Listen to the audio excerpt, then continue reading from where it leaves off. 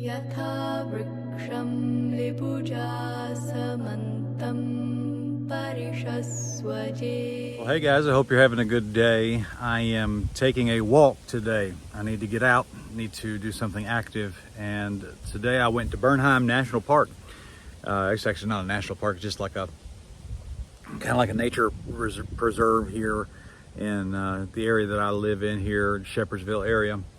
And there's a statue up here of Shekinah, and I wanted to make a video showing you what this was. If you remember in 3 Adam 3, we put this segment of us talking about this statue in the video, and I thought I'd just sit here today and show you what this statue was and explain it to you. It's very interesting. It has a lot to do with the 3 Adam series of what we talk about here, and I'll provide B-roll as I talk about this whole deal.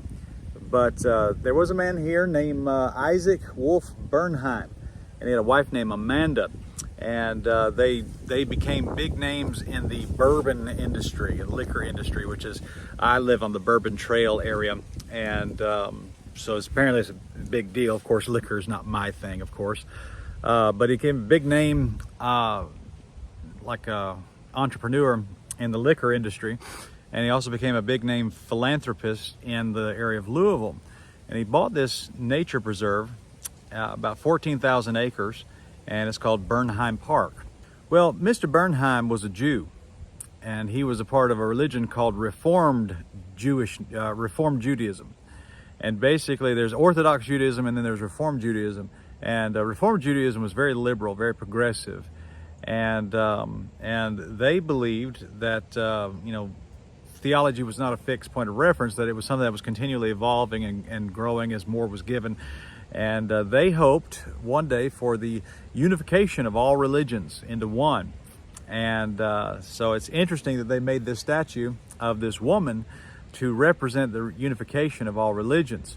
Now, here, Mr. Isaac Wolf Bernard and his wife Amanda are buried. This is actually their grave. And they chose a man named George Gray Bernard to make this statue. And he's actually has some very famous sculptures. You can go check out him, do a little bit of research on him. But there's a plaque over there, and the plaque basically says this. I'll just read it to you real quick. The bronze figure by the American sculptor George Gray Bernard expresses God's command to let there be light. The granite pylons represent the Jewish and Christian religion. May light, the symbol of life and truth, illumine the paths of good citizenship, and reason, tolerance, and fairness guide our relationships with our fellow men.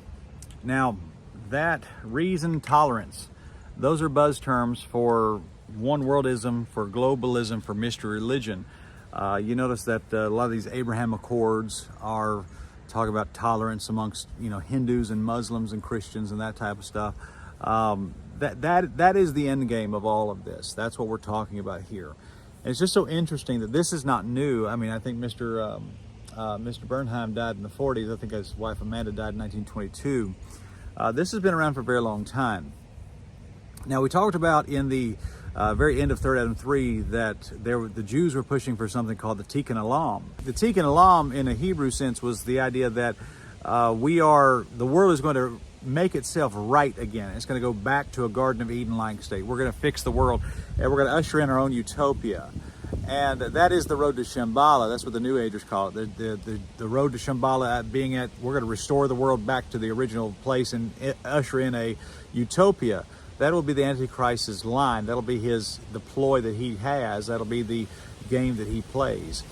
And so this stuff is so interesting. It's so new. And really, if you'll look, you'll find this stuff everywhere around your house, in your community where you live. You will see stuff like this if you just know the right things to look for them. Now, Bernheim is a beautiful park. You can see it's all here. I mean, it goes forever, guys. This thing is gigantic. But right here on the very top of this hill, you'll see this statue, and that's Shekinah.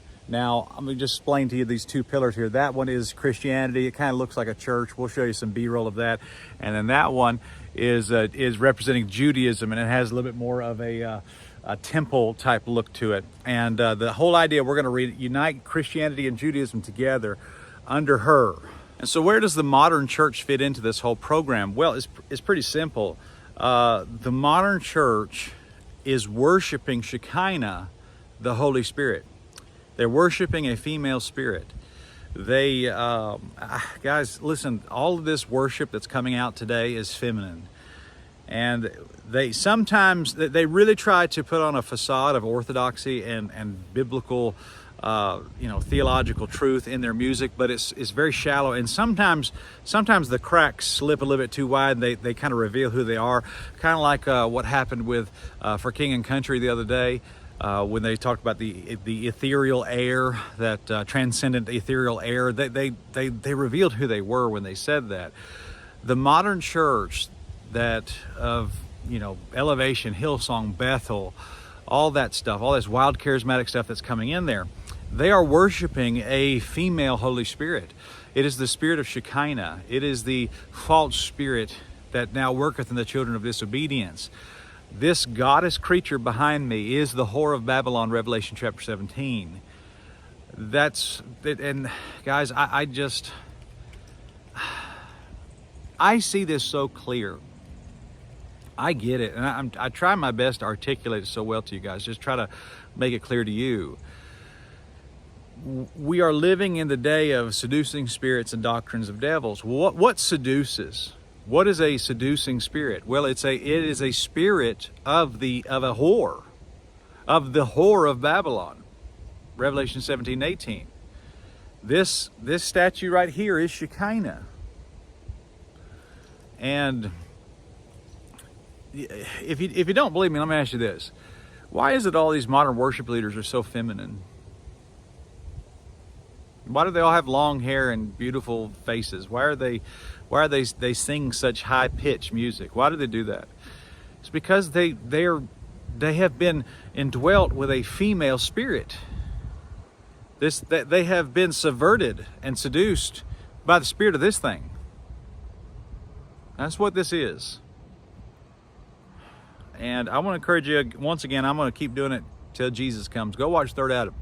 Go watch it. Check it out. And it'll change your life, I promise you that. But this stuff's everywhere. It's even in my backyard, and I know it's in your backyard too. So guys, go ahead and hit the like button on this video if it's a blessing to you, and go ahead and share it with your friends. Subscribe to this channel if you're new as well, and we've got some books as well on our Amazon store. Go buy those and to help support this work, and we appreciate you guys. You guys have a good day.